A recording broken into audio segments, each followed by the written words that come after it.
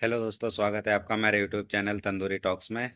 ये वीडियो है पूरा टॉपिक मनी म्यूल के बारे में। जो आपके अकाउंट में फ्रीज लग जाता है, रीज़न मनी म्यूल है ना। मतलब आप जब भी आपने कई बार देखा होगा आपके बैंक अकाउंट फ्रीज हो जाते हैं। और जब आप बैंक में जाते हो तो रीज़न बताते हैं कि मनी म्यूल एक्टिविटी के कारण आपका अकाउंट फ्रीज कर दिया गया है। वो डेबिट भी हो सकता है और क्रेडिट, दोनों प्रकार से हो सकता है। और या दोनों हो सकता है एक साथ में। मतलब टोटली अकाउंट फ्रीज कर दिया जाता है। या कई बार होता है कि सिर्फ डेबिट डेबिट आपका फ्रीज कर दिया जाता है। तो अब इसमें भी दो रीज़न है। या तो बैंक ही अपनी तरफ से लगा दे मनी म्यूल, या फिर किसी पुलिस कंप्लेंट के जरिए आपके अकाउंट में मनी म्यूल के कारण आपका अकाउंट फ्रीज हो सकता है। जब आप बैंक में जाते हैं तो बैंक आपको खुद बताएगा कि आपके अकाउंट में कोई कंप्लेंट नहीं है, यानी कि पुलिस के कारण नहीं है, या फिर पुलिस के कारण है कि हाँ किसी ने आपके इस खिलाफ कंप्लेंट करी है ऑनलाइन ट्रांजैक्शन, ऑनलाइन फ्रॉड के कारण। तो अब बात करते हैं स्टेप बाय स्टेप कैसे क्या करना है, कैसे आगे बढ़ना है। तो सबसे पहले जो सब बोलते हैं वो मैं बिल्कुल नहीं बोलूंगा कि आपको घबराने की ज़रूरत नहीं है। ऐसा मैं बिल्कुल नहीं बोलूंगा, क्योंकि आपको बिल्कुल घबराने की ज़रूरत है अगर आप एक फ्रॉड है। अगर आपने किसी के साथ ऑनलाइन फ्रॉड किया है, या आपने कोई गलत एक्टिविटी में आप इन्वॉल्व हैं, लाइक ट्रांजेक्शन्स के रिगार्डिंग, तो आपको घबराने की बिल्कुल ज़रूरत है। और अगर आप इन एक्टिविटीज़ में सम्मिलित नहीं हैं तो आपको ज़रूर, ज़्यादा नहीं लेकिन थोड़ा परेशान होने की ज़रूरत ज़रूर पड़ेगी। घबराने की तो नहीं, क्योंकि आपके खिलाफ अगर पुलिस कंप्लेंट नहीं है तो आप कुछ स्टेप्स के थ्रू आप अपना अकाउंट अनफ्रीज करवा सकते हैं। तो चलिए जानते हैं कि मनी म्यूल क्या होता है। तो सबसे पहले बात करते हैं हम मनी म्यूल की। मनी म्यूल के कारण अकाउंट अकाउंट फ्रीज होने के कई रीजंस हैं, जिनमें से मेन जो प्रमुख है, ये एक मल्टीपल ट्रांजैक्शंस है, या फिर आप ऑनलाइन किसी के साथ फ्रॉड करें और सामने वाला आपकी कंप्लेन कर दे, या फिर एक तीसरा रीज़न है कि आप अपना अकाउंट किसी थर्ड पार्टी को दे दे यूज़ करने के लिए, जो वो किसी भी एक्टिविटीज़ में इन्वॉल्व कर सकता है। या फिर आप ऑनलाइन गेमिंग जो प्लेटफॉर्म्स रहते हैं जिनको सरकार ने बैन किया हुआ है, वहाँ से आप ट्रांजेक्शन्स कर लें। ऐसे कई मल्टीपल कारण हैं अकाउंट फ्रीज होने के और मनी म्यूल लगने के। और इनमें मेन रीज़न मनी लॉन्ड्रिंग भी आता है। अब बात करते हैं मनी म्यूल मतलब कैसे लगता है। अब मान लेते हैं अगर आपका अकाउंट है, जो ऑनलाइन फ्रॉड करते हैं वो क्या करते हैं, एक बड़ा अमाउंट, जो भी अमाउंट वो लेते हैं अकाउंट में, वो तुरंत अपने अकाउंट में लेने के तुरंत बाद ही, क्योंकि अगर वो सामने वाला कंप्लेन कर देगा तो उसका पूरा पैसा फंस जाएगा, मल्टीपल ट्रांजेक्शन कर देता है ताकि वो वापस आसानी से उस ट्रांजेक्शन को, उस पैसे को निकाल सके। तो ये हो गया कि एक फ्रॉड वाला व्यक्ति कई अकाउंट में अपने पैसे ट्रांसफर कर देता है, जिसको वो वाइट करके आसानी से निकाल पाए। लेकिन अब इंडियन गवर्नमेंट सिस्टम ने ऐसा कर दिया है कि जो भी अमाउंट है जो कि ऑनलाइन फ्रॉड है, कहीं पर भी उसकी कंप्लेंट दर्ज है, अगर वो एक स्टेप फिर दूसरे स्टेप ऐसे ट्रांजेक्शन होते होते होते, कई बार ऐसा है कि हमने कुछ भी नहीं किया और हमारे अकाउंट में वो पैसा आ गया है, लेकिन जो सिस्टम है अपना वो उसको ट्रैक करता रहता है कि ये पैसा कहाँ जा रहा है, किस अकाउंट में जा रहा है, एक से दूसरे में, दूसरे से तीसरे में। ऐसे करते करते कई बार क्या होता है कि वो जो पैसा है वो कहीं ना कहीं हमारे अकाउंट में आ जाता है। मान लो कि एक किराना की दुकान वाला व्यक्ति है, बंदा आया उससे खरीदने। अब उसने अपने 100 रुपये हुए मान लो, उसने सौ रुपये ऑनलाइन अपने अकाउंट में डलवा लिए, ट्रांसफर कर दिए। अब कहीं ना कहीं अगर वो पैसा घूमते घूमते मनी म्यूल का था, फ्रॉड का था, तो वो आते आते वो किराने वाले की दुकान के उसमें चला गया। अब किसी ना किसी रीजन से, क्योंकि उसके उसमें आया है, अब दुकान वाले ने तो कोई फ्रॉड नहीं किया है, लेकिन क्योंकि वो फ्रॉड का पैसा है तो उसके अकाउंट में भी वो मनी म्यूल दिखाएगा, बल्कि उसकी कोई गलती ही नहीं है। ना तो उसने फ्रॉड किया है, उसने तो ईमानदारी से अपना सामान बेचा है और ईमानदारी से वो पैसा कमाया है। लेकिन कहीं ना कहीं वो फ्रॉड पैसा था, सिर्फ इस रीजन से उसका अकाउंट फ्रीज हो गया। तो इसमें कई पहले क्या होता था कि पूरे लोग बहुत ज़्यादा परेशान रहते थे। मतलब जो नहीं कर रहे हैं कुछ भी, वो उन लोगों का अकाउंट भी फ्रीज हो जा रहा था और बैंक उनको फ्रीज कर देते थे बिना बताए। पहले इसके खिलाफ कोई नहीं था प्रावधान कि हम इसको कैसे ठीक करें। लेकिन अब सिस्टम में ऐसा हो गया है कि अगर कोई अपने रीजन बताएगा ट्रांजैक्शंस के कि कैसे आया पैसा और इसमें मेरा कोई इन्वॉल्वमेंट नहीं है, तो उस आधार पर आपका अकाउंट अनफ्रीज हो पाएगा। अब मान लो कि हमारा अकाउंट मनी म्यूल के कारण फ्रीज हो गया, तो अब उस केस में हम क्या करें?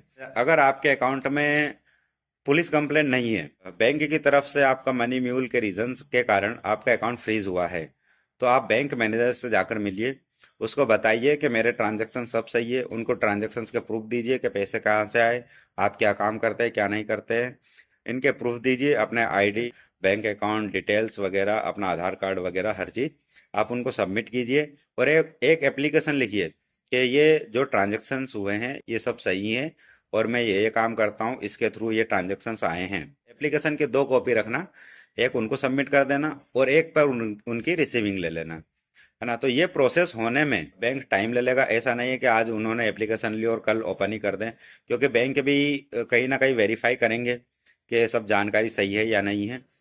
तो आप उसमें 2 से 3 दिन का समय लग सकता है। वैसे ऐसा ऑफिशियली है, और नॉर्मली ज़्यादा ही समय लेते हैं, सबको पता है ना। सिस्टम बहुत धीरे धीरे चलता है, 2-3 चक्कर लगाने ही पड़ते हैं। तो वो पूरी प्रोसेस है, बट ये है कि आप पैनिक ना हो कि मेरा अकाउंट तो फ्रीज हो गया। और बैंक वाले कई बार डराएंगे भी सही कि आपका तो ऐसा हो गया, ये हो गया, आप कुछ गलत करते हैं, ये करते हैं, लेकिन ऐसा नहीं है।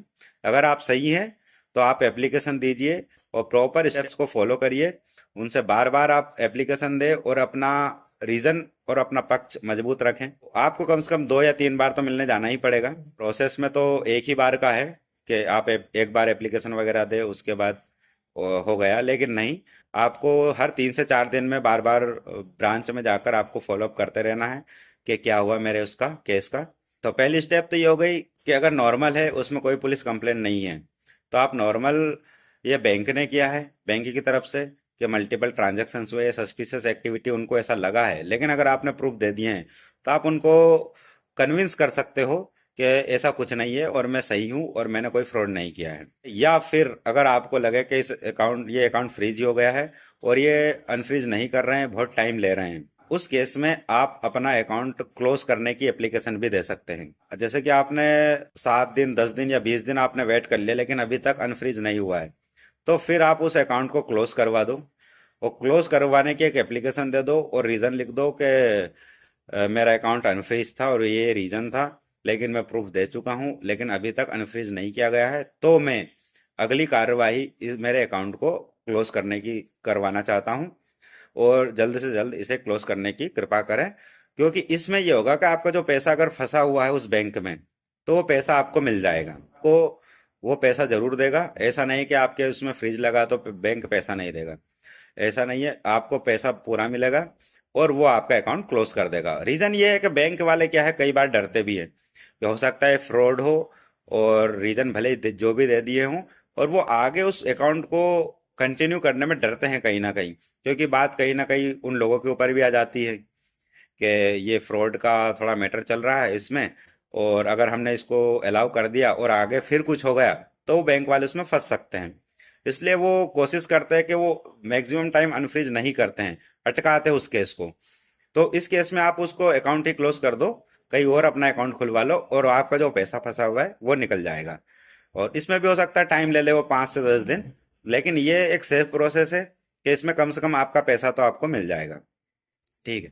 अब दूसरा केस आता है पुलिस केस का, कि अगर आपके अकाउंट में पुलिस केस भी है, कहीं ना कहीं पुलिस कंप्लेंट रजिस्टर्ड है, तो उस केस में आपको पहले बैंक में एप्लीकेशन देनी पड़ेगी, प्लस आपको जो पुलिस केस है उसको भी सॉल्व करवाना पड़ेगा पहले, तभी आपका अकाउंट अनफ्रीज हो पाएगा। अगर किसी ने भी जिस रीजन से भी लगाया है, या कोई ट्रांजैक्शन हुआ है कुछ भी, तो आप उसका रीजन दीजिए, या पुलिस में मतलब ऑनलाइन साइबर क्राइम में उसको क्लियर करवाइए, उसके बाद ही आपका अकाउंट अनफ्रीज हो पाएगा।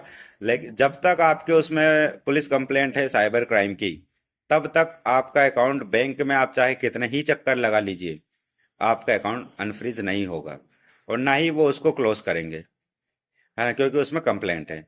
तो सबसे पहले आपको पुलिस कंप्लेंट हटवानी पड़ेगी, उसकी प्रोसेस साइबर क्राइम में जाइए, और उसके बाद में अपने प्रूफ दीजिए, अपनी बात रखिए, और उनको लगेगा कि हाँ ये सही है, तो ही वो आपके अकाउंट अनफ्रीज करने की एप्लीकेशन देंगे, या उसको क्लोज करने की। मतलब आगे इसमें आपको पुलिस इन्वॉल्व होगी ही होगी, साइबर क्राइम पे आपको जाना ही पड़ेगा, तभी आपका ये अकाउंट अनफ्रीज हो पाएगा। तो ये था लगभग पूरी प्रोसेस के मनी म्यूल के कारण कई लोग परेशान रहते हैं। जैसे कई लोग जो इन्फ्लुएंसर होते हैं, स्टार्टिंग में इनके पास जैसे नॉर्मली कोई भी अकाउंट, अपन नॉर्मल कोई भी पर्सन है, सबके पास सेविंग अकाउंट रहता है। लेकिन धीरे धीरे जब ये समस्या, मतलब मैं इसलिए बता रहा हूँ क्योंकि ये समस्या इन्फ्लुएंसरों के साथ बहुत हुई है। क्योंकि वो स्टार्टिंग में उनके पास सेविंग अकाउंट रहता है, फिर जब थोड़ा बहुत पैसा आने लगता है, थोड़े ट्रांजेक्शन होते हैं उनके पास, पर क्योंकि वो तो सही है लेकिन नंबर ऑफ ट्रांजेक्शन्स बहुत ज़्यादा हो जाते हैं, इस कारण बैंक अपने लेवल पर उनको फ्रीज कर देता है मनी म्यूल के रिगार्डिंग। तो उस केस में सिंपल प्रोसेस मैंने बता दी है, कोई पुलिस कंप्लेंट नहीं है। तो आप सिंपल अपना बैंक में जाइए, एप्लीकेशन लिखिए कि ट्रांजेक्शन इस हिसाब से आए हैं और इसमें मेरी कोई गलती नहीं है और मैं खुद ट्रांजेक्शन की जिम्मेदारी लेता हूँ और इसका ओनर मैं हूँ। आप ये पूरा एक बंच बना के प्रूफ्स के साथ और अपने आईडी प्रूफ के साथ, बैंक अकाउंट वगैरह हर चीज़ पूरा प्रॉपर होना चाहिए, और ये अपने बैंक में जाके सबमिट कर दीजिए और कम से कम 10 दिन का वेट करिए। अगर नहीं होता है कुछ भी तो आप फिर से बैंक में जाके बार बार आप फॉलो अप लेते रहिए, लेकिन कर्मचारी से नहीं, सीधा मैनेजर से मिलना है। अब बैंक के कर्मचारी आपको अटकाते रहेंगे क्योंकि ये बात कहीं आगे नहीं बढ़ेगी। जब तक आप मैनेजर से जाकर नहीं मिलेंगे तब तक आपका कुछ नहीं होगा। इसलिए आपको सीधा बैंक मैनेजर से ही मिलना है और उसकी फोटो कॉपी पर एक रिसीविंग जरूर लेना है। तो ये इसकी पूरी प्रोसेस हो गई। और अगर मान लो कि अभी भी बैंक कुछ नहीं कर रहा है, आपके केस में कुछ नहीं हो रहा है, तो आप आरबीआई की जो सीएमएस पोर्टल है, कंप्लेंट मैनेजमेंट सिस्टम नाम से सीएमएस पोर्टल, आप उस पर अपनी कंप्लेंट दर्ज करा सकते हैं। क्योंकि आरबीआई के उसमें आप जब कंप्लेंट करते हैं तो बैंक को 15 से 30 दिन के अंदर वो कंप्लेंट को सॉल्व करना जरूरी है।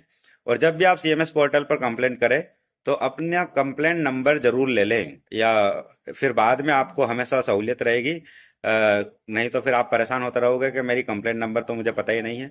तो जब भी आप कंप्लेंट करें तो कंप्लेंट नंबर जरूर ले लें, और उससे ये रहेगा कि आपके ऊपर जो एक्शन होना चाहिए आपके बैंक अकाउंट के ऊपर, वो बैंक फिर जल्दी जल्दी प्रोसेस करेगा, आपको अटकाएगा नहीं।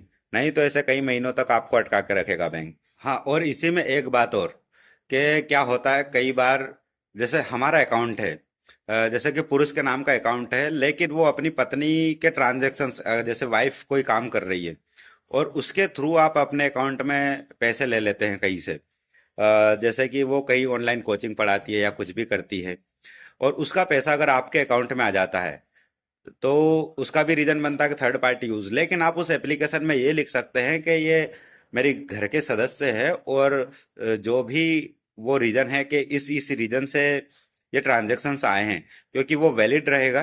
मतलब ये है, पहले पहली बात तो ये थर्ड पार्टी का बनता ही नहीं है कि आप उनके सर्विस या उनके पैसे आप अपने अकाउंट में ले। लेकिन क्योंकि ये हो चुका है, अगर हो चुका है तो आप वो ये रीजन लिख दीजिए कि मेरी फैमिली मेंबर है, आप उनकी आईडी प्रूफ वगैरह सब लगा दीजिए साथ में, और फिर एक बेंच बना दीजिए कि ये काम करते हैं, हाँ, या जो भी उनका काम है वो पूरा रीजन बता दीजिए, और ये बता दीजिए कि इनके थ्रू मेरे उसमें अकाउंट में ये पैसे आए हैं, है ना, जो कि फ्रॉड नहीं है। मेन रीजन ये लिखना, अगर आपने आपके फैमिली मेंबर के थ्रू भी अगर आपके अकाउंट में पैसे आए हैं तो आप उसका रीजन दे सकते हैं। ऐसा नहीं है कि ये आपने गुनाह कर दिया है कि अरे इनके थ्रू, क्योंकि बैंक वाले आपको सबसे पहले यही बोलेंगे कि किसी और का पैसा आपके अकाउंट में आया, आपने फ्रॉड किया, है ना, थर्ड पार्टी यूज हो गया। लेकिन अगर वो आपके फैमिली मेंबर है तो आप उसका प्रूफ दीजिए और आप बताइए कि इस रीजन से आए हैं और किस किस रीजन से आए हैं, उनके स्क्रीनशॉट, उनकी चैट्स वगैरह हर चीज उसमें लगाइए प्रूफ में। जब आप उसका पूरा बंच बनाते हैं तो ये पूरा कंप्लीट करके आप जब देंगे तो इसमें कोई दिक्कत नहीं है। बैंक भले आपको कितना ही डराए, कुछ भी हो, आप उसमें सही हैं और इसमें कोई घबराने वाली बात नहीं है। तो ये था पूरा रीजन और पूरे प्रोसेस कि आपको क्या करना है क्या नहीं करना है मनी म्यूल के रिगार्डिंग। आई होप आपको ये जानकारी कहीं ना कहीं मदद जरूर करेगी। अगर आपको वीडियो पसंद आया हो तो लाइक करें, शेयर करें और सब्सक्राइब करें Tandoori talks. Thank you so much, bye bye.